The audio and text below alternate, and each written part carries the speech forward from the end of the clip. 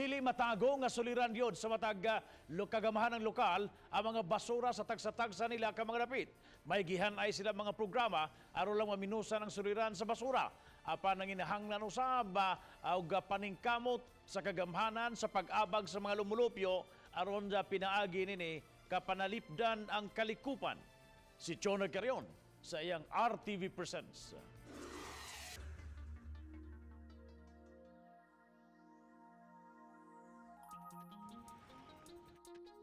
Usa sa naandang suliran sa matag dapit ang saktong paghipos sa mga basura. Gani dinhi sa dakbayan sa Talisay, 40% sa ilang mga nakolektang basura matag adlaw mga plastik.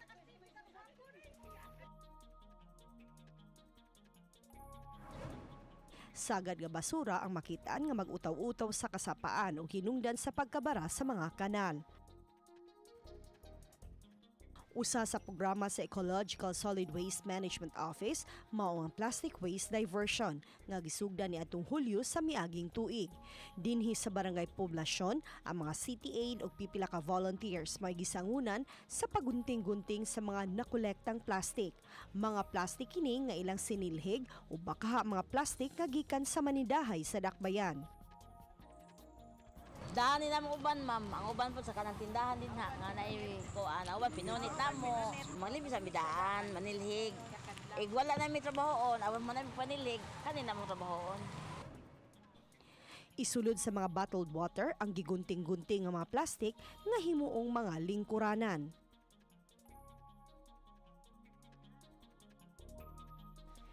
Ginagmay-gagmay lamang kini nga pamaagi apan dako na kini og matabang aron mapabilin ang kalikupan.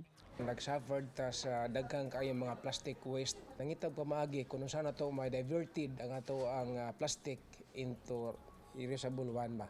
Muna nga nangkamot ang ato ang opisina nga makabuhat ta og mga pamaagi nga ato datay matawag og kanang waste diversion, plastic waste diversion. So magamit gyud siya. Lakip sa paagi sa pag-recycle sa plastic maong paghimo og mga bags. Pitaka, kaw, og mga plastic decors nga mahimong mapalit sa ubos lang nga presyo.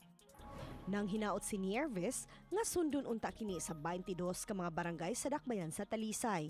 Iya hinuong giangkon nga dili kini mahimo kung walay pag-abag ug kooperasyon sa mga Talisaynon aron kaminusan ang mga plastic nga basura nga dili madugta. Kinahanglan yung people's participation. Kasanggingon, protection of the environment is a complex.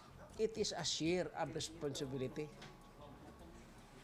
Kaya kung wala dili mapakabana ang katawhan, ba mong yun? Uban ni Marlon Melgaso, ako si Chona Carrion, og kini ang akong short, Dokyo.